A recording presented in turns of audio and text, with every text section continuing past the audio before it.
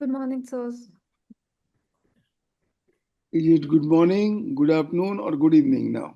Sorry, sir. Good afternoon, sir. Actually, I was distracted with that recording sign. That's why I could not. Sorry, sir. Good afternoon, sir. I thought you were calling from different part of the world now. No, sir. Which country would be morning now, as far as you remember? So, in the Western Hemisphere. Okay. What do you mean by time zones? So, time zones are the they are designated as the areas whose reference would be taken to calculate time for that particular area. And how about Indian Standard Time? How do we determine? So we determine it based on. So I cannot recall the name of that place exactly, but it's in UP, and based on that city's time, the longitude that passes through that city, we calculate the time. Very good, very good. Briefly introduce yourself. Yes, sir. So I'm Samiksha Dwivedi. I belong to Indore, Madhya Pradesh. I have done my BTech in CSE from SRM University, Chennai. And from there, I got placed in Verizon Data Services, Hyderabad. I worked there for 2 years, after which I pursued MBA from IIT Kanpur. And post that, I started my preparation of civil services. Presently, I'm employed in Canara Bank as probationary officer. And in my free time, I like to do reflective diary writing, read books, and watch documentaries related to finance and economy. Okay, very good. Bharatji, Yes, sir. Good afternoon, Samiksha. Good afternoon, sir. So you are coming from Indore. Yes, sir. Indore is quoted for being the cleanest city every time. Yes, sir. What are the unique things being taken by the Indore administration such that it is being named ranking one every time in the cleanest city? So it is a collaborative approach of both the administration, of the people, and the supportive infrastructure and industry also. First of all, they undertook Jan Bhagidari, where the behavioral change was undertaken by the people with the people. There was engagement of door-to-door collection of the waste, source segregation, where Indore does not only do it for two bins. It segregates the waste in six sources. And alongside that, there was use of technology also, and where the GPS driven vans were there. And thirdly, there was a proper supply chain for the waste, where the waste was collected by the vans, then it was taken to transfer station. From there, further, it was taken to the necessary industries where the raw material would be used. And fourthly, necessary infrastructure was created. For example, we have Asia's largest CBG plant. And fifth reason I will give is the support of the workers themselves, who we call Swachhata Mitra. Okay, okay, fine. So Indore strategy is also linked with circular economy, right? Yes, sir. Yeah. So what is meant by circular economy? So circular economy is when the leakage of the from the raw material, leakage of the resources is minimal. What is given as input, it is recycled. The outputs are also recycled. There's minimum wastage. Okay, okay, fine. So you are from history optional, right? Yes, sir. Okay. Now, do you feel that NCRT history textbooks are ideologically biased?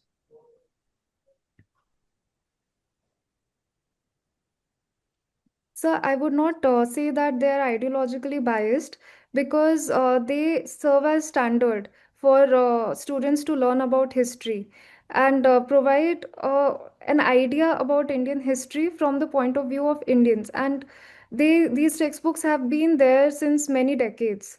So, and with different changes in the government. So I don't believe they are ideologically biased. But now we are seeing newspaper reports that curriculum is being changed with respect to NCRTs and all. Is it fine then? So, NCRTs and some specific SCRTs?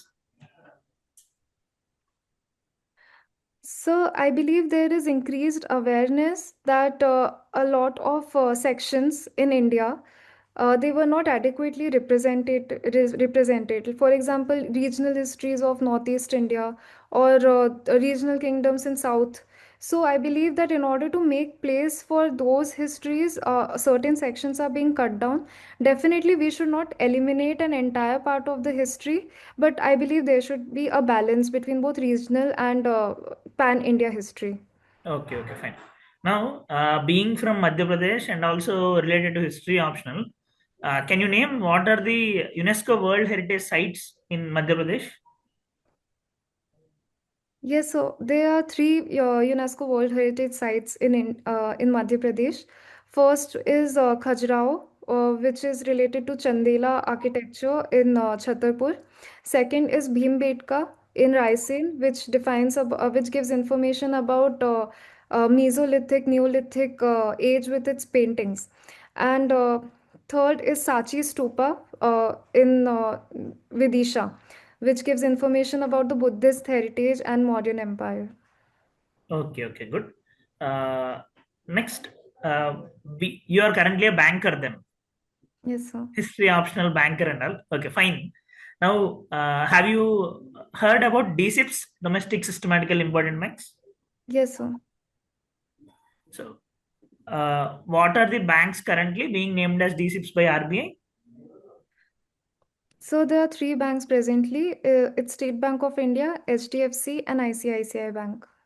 Okay. Is any of Indian Bank part of GSIP, Global SIPs? So not as of now. So yes, sir. So based on my knowledge, not as of now. Okay, okay, fine.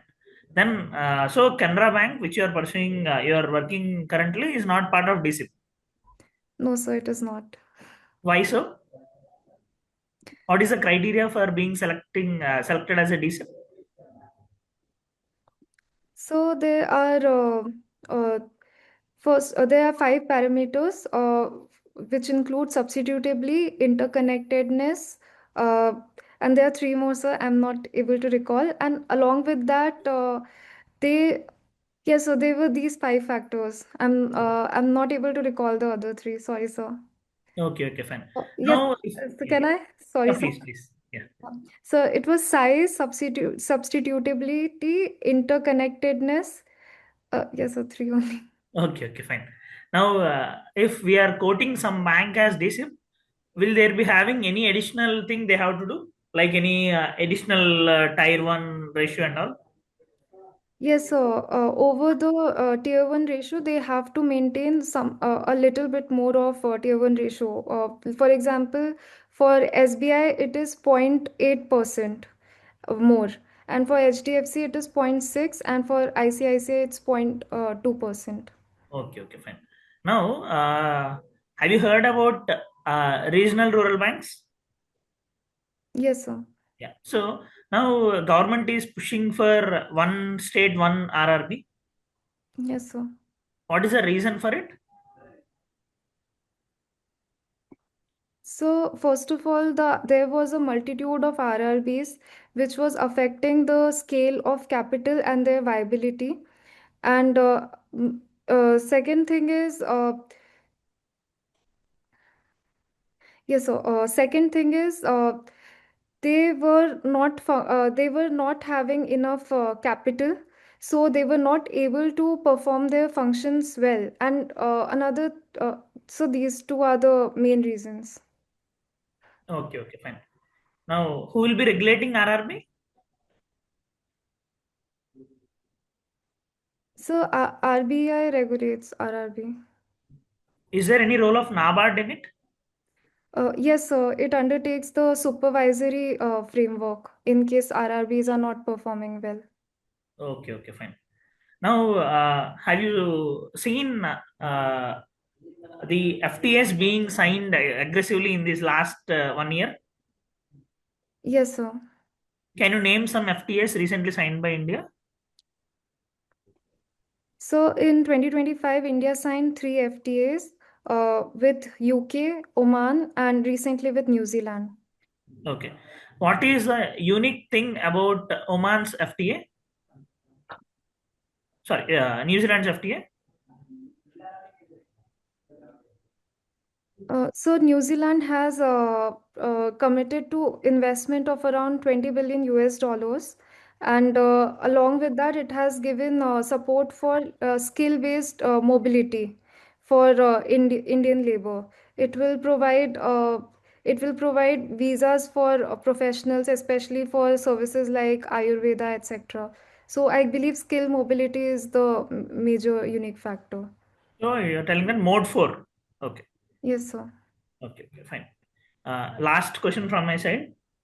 Can you tell me three major issues being faced by Indian banking sector currently?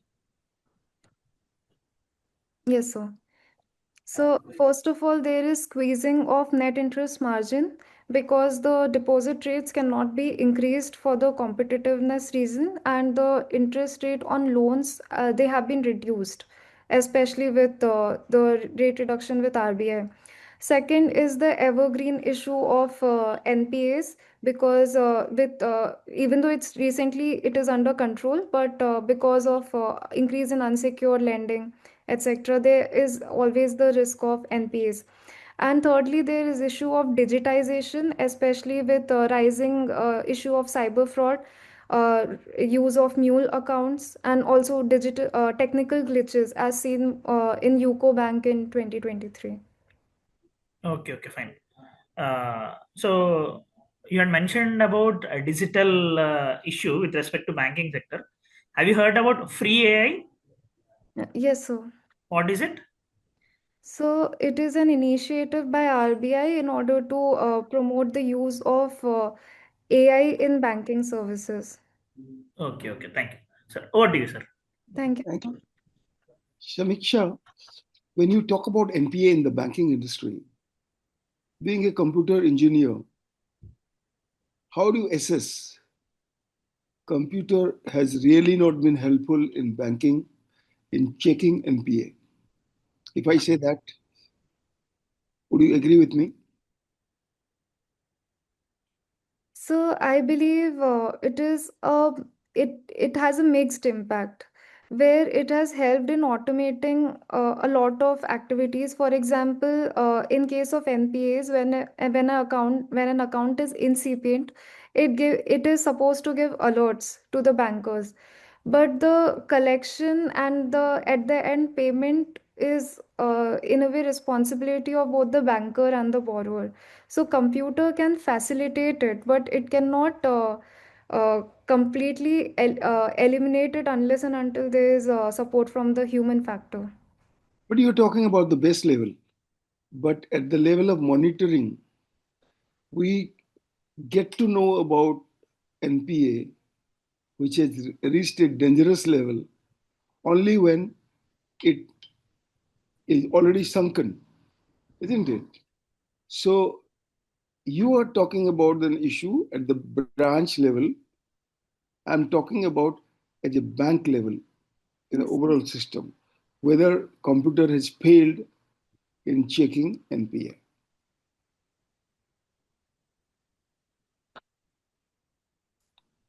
So even at top level, I believe that the computer can only give data about what is happening. The action needed is responsibility of the human factors, even at present. Basically, the bankers from the top level also. So, if there is not necessary initiative from their side, then the computer can do only so much. It can only give signal. It cannot take action. Agreed, agreed. If the GM is not noticing it, then the CMD would do it. If the CMD does not do it, let the RBI do it. But if the alerts are there at every level of supervision, then obviously nobody can, everybody is not having complicity, isn't it? Somebody is lethargic or having complicity, but there are others who would be interested in addressing it. So the alert, if it reaches the RBI, if one particular bank is at fault, why should RBI be waking up after everything is gone? So that is where I'm asking you this question. It's not only data, it's alerting, it is pre warning, Yes, sir. escalating. Yes, sir. Is it happening?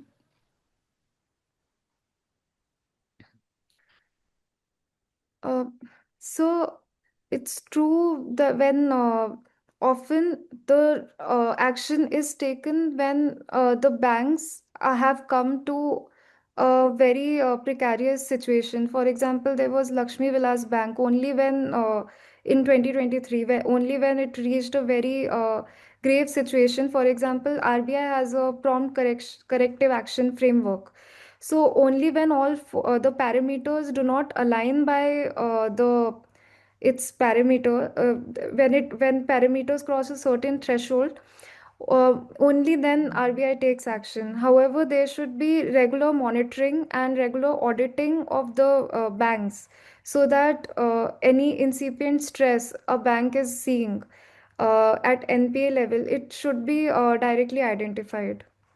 Okay. Now, as an investor, customer, suppose me, should I be going to a government bank or a private bank? And what is the difference in terms of risk perception? Government bank means, I mean, scheduled banks. So both of them have their pros and cons. While public sector banks, they are more welfare oriented, and they balance it with profitability. Private banks are they are more inclined towards profit. So as an investor, possibly giving an objective view based on data, because in the past, private banks have earned investors around three times their investment, while the same was not for public sector banks because of high NPAs, and also they have more welfare orientation. But if there is is there's focus on customer service, I believe both are doing their best. Okay. Now let's come to Madhya Pradesh. Yes, sir. Which part of history, which particular period of history, you as a person from Madhya Pradesh be proud of?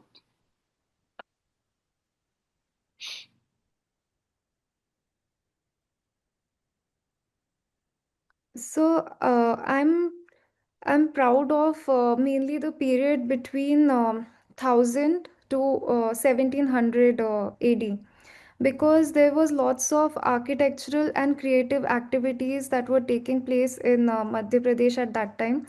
Uh, UNESCO World Heritage Site Khajuraho is there, which is a very good example of Chandela architecture. We have Mandu, which showcases Indo-Islamic architecture, and it truly shows that it is the heart of incredible India at this time, because it acted as a conduit between north, which was dominated by Islam at that time, and south, which was dominated by Hindu dynasties. So it acted as a symbol of diversity also.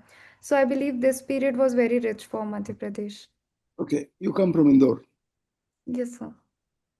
So, do you think Indore model of cleanliness, which is known all over the country, is replicable?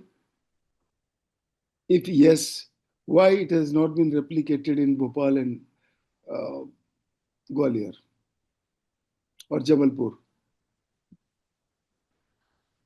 So Indore model is mainly based on participation of people and collaboration with We know, administration. we know what is Indore model. My question is it replicable? And if yes, why it has not been replicated in one place in Madhya Pradesh? So it is replicable in parts.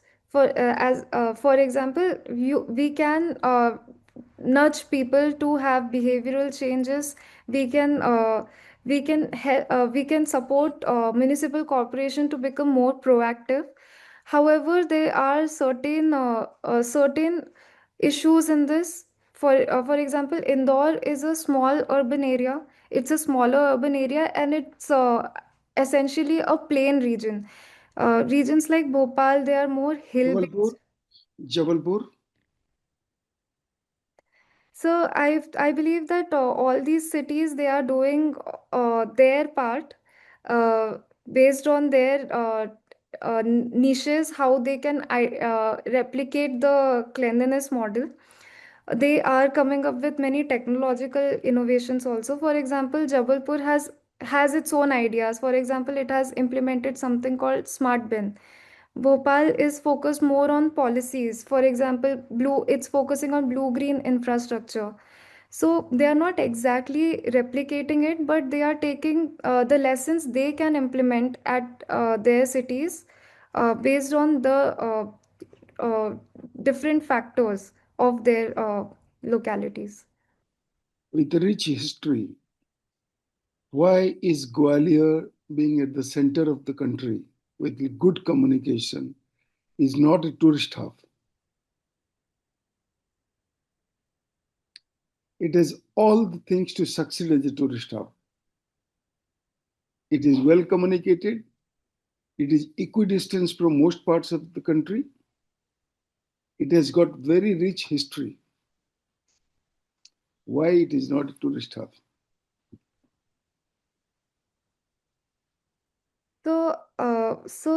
Definitely has a rich history because it has been identified. It identifies with multiple uh, dynasties, and it is also the city of music.